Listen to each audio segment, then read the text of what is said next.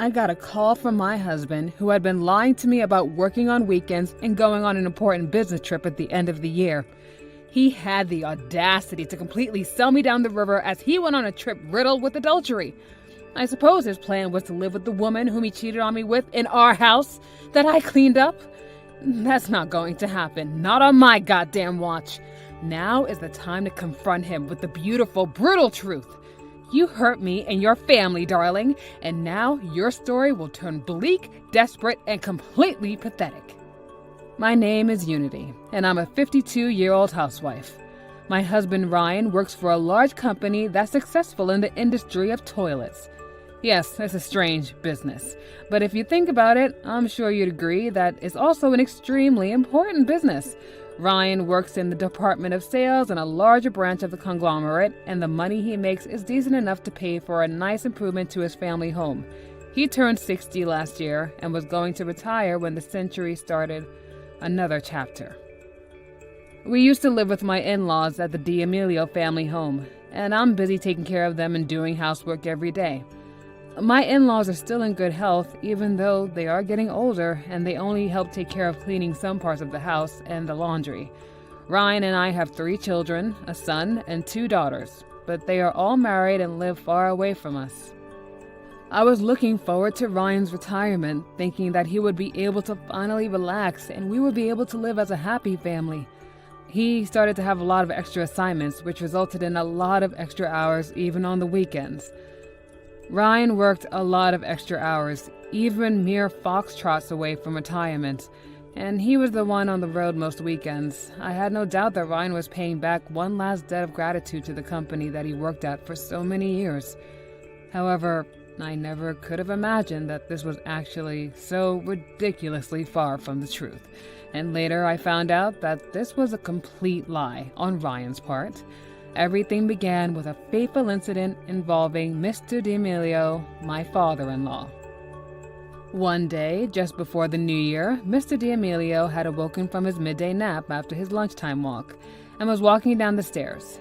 He was still a very sprightly man despite being the ripe old age of 87, and he was always confident in how fit his body was.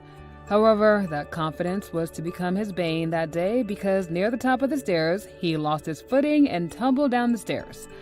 I heard the loud sounds echoing throughout the house, and when I rushed to his aid and I beheld the sight of his broken leg, he was rushed to the hospital and was instructed to stay hospitalized for a while.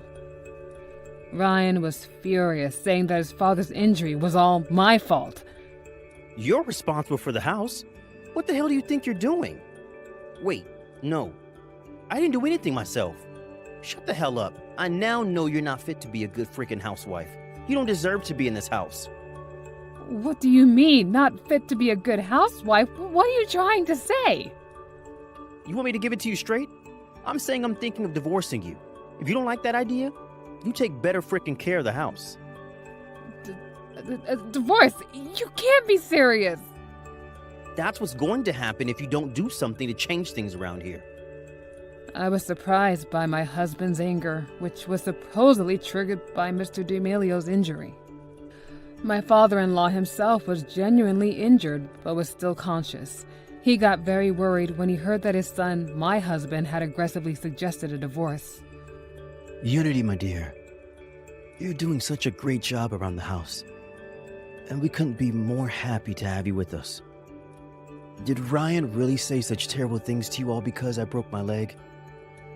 I can't believe my own son could do such nonsense. I'm so sorry, my dear. No, it's not your fault, sir. Ryan only said that because he's worried about you, that's all. Strange that he never comes to visit his old man, though. He's just busy with work, Father Carlos. I just know that he'll visit you when he can spare some time. I was also in disbelief that my husband, who was so angry about his father's situation that he practically demanded a divorce and didn't come to see him at all, showing no concern whatsoever in person. Not long after that, my mother-in-law was diagnosed with dementia. Miss D'Amelio had always had a slight degree of dementia, but it was nothing more than simple forgetfulness of dates and where she put her cup of coffee or something like that, and it didn't interfere with her life.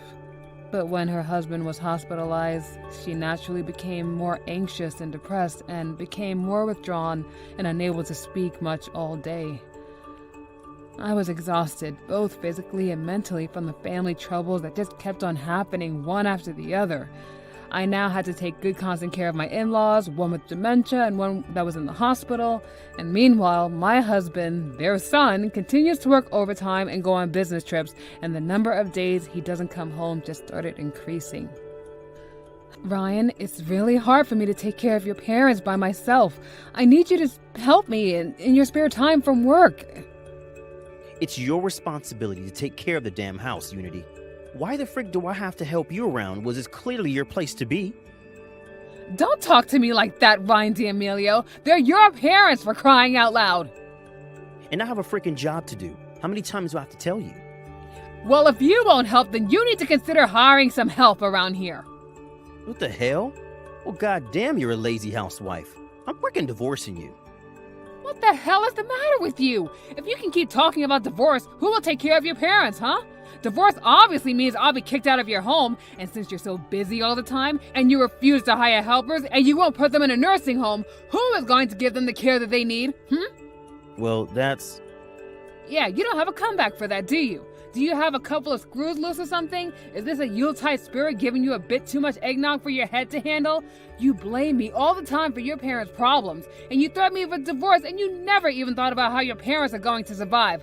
All this bullshit about you divorcing me has got to stop for your family's sake. Do you even know what a divorce actually means? I was so tired and irritated that I spoke up strongly to my husband. Ryan was quiet for a long time after I said my piece. Fine. Do whatever the frick you want, but I'm telling you right now, it's none of my damn business, and you'll have to do all the paperwork. I was disappointed that he wasn't even willing to help me with the housework at all, and I began to worry about taking care of my aging in-laws in the future. But Mr. D'Amelio, who could only imagine how busy I was around the house, did me the huge favor of applying for helpers, finally, and for a daycare facility for his wife. Unity, you know you don't have to shoulder everything alone. I'm sure Mrs. D'Amelio will get better if she spends some time at a daycare center instead of being trapped at home all day. No, I'm sorry that I'm just not capable enough to help you and Mother Lucia with all of this. I'm so sorry. Oh, nonsense, my dear. We're all so grateful to you, Unity. Remember that. I admit I don't think I'll be able to walk right after I get out of the hospital, and I believe it's time to rethink my retirement. What are you going to do about it? Well, my wife and I have been discussing it for a while. After that, my mother-in-law started going to a daycare, and her dementia symptoms started to improve little by little. Hey, you're looking good nowadays, Mother Lucia. Look at the twinkling in your eyes, and you're smiling so much. You're doing really good, aren't you? What are you talking about, my dear? I'm always in good spirits. While I was visiting my father-in-law in the hospital, a helper took care of the housework at home, so my workload became much lighter. And my mother-in-law is now able to spend a little time alone at home, and my worries have finally decreased, like substantially decreased. More recently, however, my mother-in-law started to say some really strange things. Ryan is going to have a new bride. She's coming, my dear, and she's a thief, so make sure you hide all your valuables before she comes and takes it. A new wife? Mother Lucia, I'm still Ryan's wife. He's not having a new wife. It's me, Unity. Remember me? Unity? Unity! Oh, is that right? I'm sorry, my dear. I thought it was just another symptom of her dementia, and I tried not to worry about it too much. One day before the end of the year, I was at home during a rare day off with Ryan, and if my memory hasn't failed me yet, I believe that was the first real day off he's had in over 3 months. I had been at my father-in-law's hospital that morning, so I came home in the afternoon. No sooner had I closed the front door, Ryan told me that he needed to talk to me. Dad's still in the hospital for a while, right? What? Oh, yeah, he is, but I heard he's going to be discharged soon. No, let him stay in the hospital for a while. And Mom, she's completely lost her mind, hasn't she? What are you talking about? She's doing fine, Ryan. Her dementia's improving. Put her in a nursing home. Wait, what? My husband said something so out of the blue that I was at a loss for words. All right. I'm assuming you understand English perfectly, so you get on with it and do as I say. Also, you better clean up this house. Clean the house? The whole house? What's going on? It's the end of the year. It's only natural, ain't it? What's your problem? What's my problem? Okay, I've had it up to here. It's over, Ryan. I'm done. I'm done talking to you. I was about to wreak havoc at this piece of shit man that I married when Miss D'Amelio came into the room. The thief is coming! Ryan, why are you bringing that thief in here? How could you? Oh, Mother Lucia, it's nothing, dear. It's nothing at all. Just, let's go back. Let's go back inside. I glared at my husband as I tried to calm down my mother-in-law, and she looked like she was about to cry. I'm curious as to what you believe really is a family, Ryan. What do you think you're doing to your own parents? Your own mother is now very fragile without her family by her side. What's the point of cleaning the house if it's only going to drive them out, huh? If you want the house clean, do it yourself! You're the one who hired helpers and skips out on the housework. It's your frickin' role to clean the house at least. You're home for the New Year holidays too, so why don't you pick up a broom and start helping clean up for freaking once? I'll not have that freaking language come out of you in front of my beloved mother. And also, I'm working during New Year's. I'm going on a business trip. Another business trip during the New Year holiday? Are you serious? Is there a company that does such a thing? As soon as my husband noticed that I started to doubt him, he started to lose his temper even more. I'm freaking divorcing you. I should have done it sooner, damn it. I'm getting a second chance at life. And with that, he stormed out of the room, his footsteps rattling everything in the house. I was stunned by his irrational argument, and Mother Lucia was still mumbling something. She's a thief. His new wife is a thief. Mother Lucia, oh, how about we take a rest now, okay? Let's take our medicine. I'll help you. After I let my mother-in-law rest, I remembered Ryan's ridiculous outbursts. Everything he's been saying was all within the category of batshit crazy. And I've been so busy lately that I hadn't had really time to just sit down and think and process what he was saying. And I always assumed that he was saying such things in order to harass me into doing things his way. But ever since he suddenly demanded a divorce and tried to get his parents out of the house, he'd been coming home so late and traveling on business so much. And he was supposedly traveling on business again, even though it was the holiday season. And I started to realize that he was hiding something from me. Could it be an affair? Was he planning to remarry this woman? Was he planning to remarry a woman that he was cheating on me with? And was all of this assumption that I had in my gut right? Then I remembered something that would ultimately change everything. After my mother-in-law developed dementia, I installed a monitor camera at the recommendation of one of the helpers. It was to make sure she was safe when I was away shopping or on some other errands, and the footage was directly feeding into an app on my phone. I didn't tell my husband about the cameras, so there was no way he would know they were installed. So I chose a time when I was not home and I played back the recordings. And what I discovered did not surprise me by this point. The camera had caught Ryan having an affair with a woman I didn't know. Ryan just let this woman in our house while I was away, and Mother Lucia was in the house, and she sometimes even sat on the same couch as they did. I can't believe these two cheaters thought that because of her dementia that she would not be able to realize what was going on in front of her. And he let her inside without a care in the world. This video showed my mother-in-law looking at the two of them with genuine concern. The woman with whom he was having an affair with yelled things at my mother-in-law, and they were nasty enough for me to refrain from mentioning them to you. Mother Lucia covered her face with her hands and just looked so scared.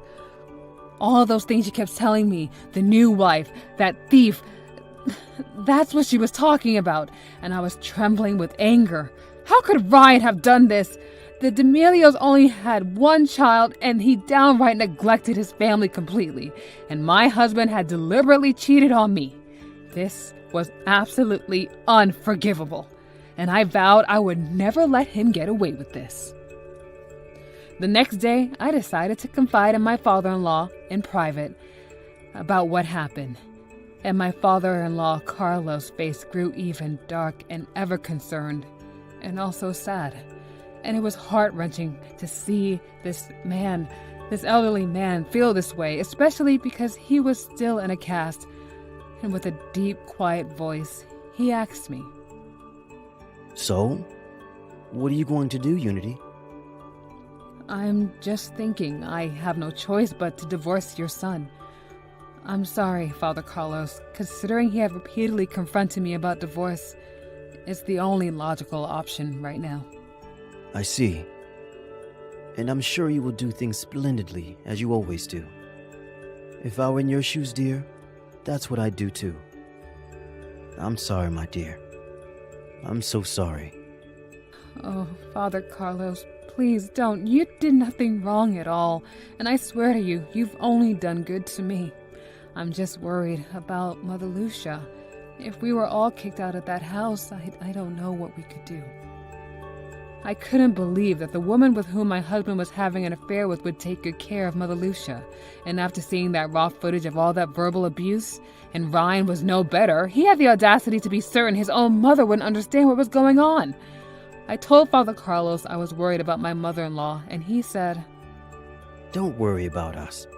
We're going to take care of ourselves, but I'm afraid we're going to have to accelerate our plans. What plans? Your plans? What plans do you have? Unity, I'm sorry to trouble you, but I'm going to need a little more of your help. Of course, anything I can do for you, I'll do my best. My father-in-law decided to sell the house and the land, and he moved in with my mother-in-law into a nursing home. He instructed me to complete all of the procedures within the year. And of course, I was to do this without telling Ryan, but that was so blatantly obvious. And now, he and the woman whom he was having an affair with would not be able to live in that house anymore, because it's been sold off to the city, and they were without a home now. And I couldn't wait to hear his voice when he realized everything. My husband went on a business trip at the end of the year, unknowing of the hell that was awaiting him when he returned. I had already checked with his company as I was taking care of the paperwork and discovered that there was no such business trip. He had faked all of his business trips so he can be cheating on me with that woman. And the identity of the woman whom he was having an affair with also didn't stay a secret very long. The woman was stupid enough to still be wearing her employee ID card at our house, and the surveillance camera had recorded her name all in 4K. Granted, the name was a little bit hard to read at first because she kept covering it. But all I had to do was pause the evidence at the correct moment, and I can see her name clear as day. Her name was Mira Quinn, and it was an on-the-job affair, so I sent the certified letter to her job demanding alimony from Miss Quinn. And she should be getting a nice call from her Human Resources Department right when the holiday season ends.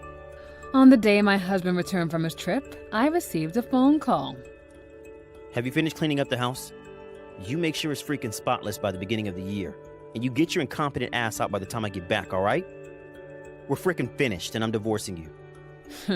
He had the audacity to completely send me down the river as he went on a trip riddled with adultery. I suppose his plan was to live with the woman whom he cheated on me with in our house that I cleaned up, and that's not going to happen, not on my goddamn watch. Now is the time to confront him with the beautiful, brutal truth. You hurt me and your family, darling, and now your story will turn bleak, desperate, and completely pathetic. Yeah, I hate to break it to you, Ryan, but the house is gone. It's completely gone. What the frick?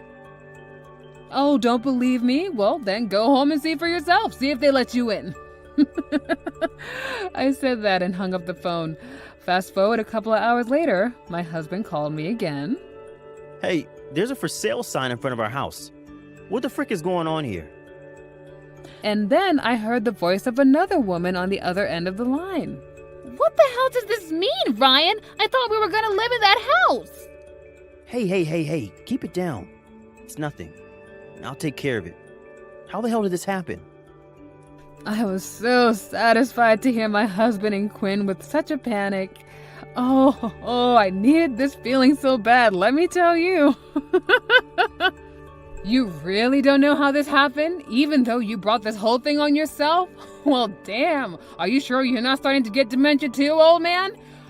Well, guess what, you goddamn traitor? How dare you betray me? I'm divorcing you, you hear me? Cheater? What are you talking about? Calm down, honey. Oh, I'm completely calm, Mr. D'Amelio. And tell that woman over there behind you, yeah, the one you're cheating on me with, you tell her that she's also gonna have a horrible time when she goes back to work tomorrow. And I'm going to demand alimony. What the hell? Wait. Let me explain here. I'll have my lawyer take care of the rest, so don't call me directly anymore. It's been a nice, long ride, Ryan, but sadly, all things must come to an end, one way or the other. Goodbye. I ended my relationship with my husband right there and then. I divorced my husband and filed for alimony against him and Quinn. Ryan had initially planned to get an advance loan from his retirement payments to pay for the alimony demanded from him and from his lover. However, when he discovered he had a smaller severance package than he had initially expected, he resorted to placing himself in debt. And my husband's parents broke their ties with him, and with nowhere else to go, he moved into the apartment with Quinn. He now works part-time, day and night, without any hope of stopping soon at his old age. And ironically, he seems to be busier now than ever after retirement. Quinn was forced to voluntarily resign from her job after her company found out about the affair with him, and she eventually ran away from her debt-ridden old 60-year-old lover after the quarreling knew no end. Who didn't see that coming? As for me, I am now a licensed caregiver, and I work at the facility where my in-laws are now living. My children were surprised to learn that their parents had divorced, and they were worried about me losing my home. But since the facility has dormitories for employees, I decided to stay there and try to become more independent without relying on my children. Father Carlos' injury healed completely, and after some rehabilitation, he started to walk again. And Mother Lucia's dementia is getting better and better every day as I take care of her alongside my father-in-law. And now she enjoys knitting for me and her grandchildren and her great-grandchildren. And she is now also recently interested in taking Tai Chi. All in all, it was not the second life any of us had expected, but I can say on behalf of my in-laws that we couldn't be any more happier with the way things are going. My goal now is to give the D'Amelios, as well as the elderly residents here, a very nice retirement and provide enough for myself to remain independent even after I retire. Wish us luck, everyone.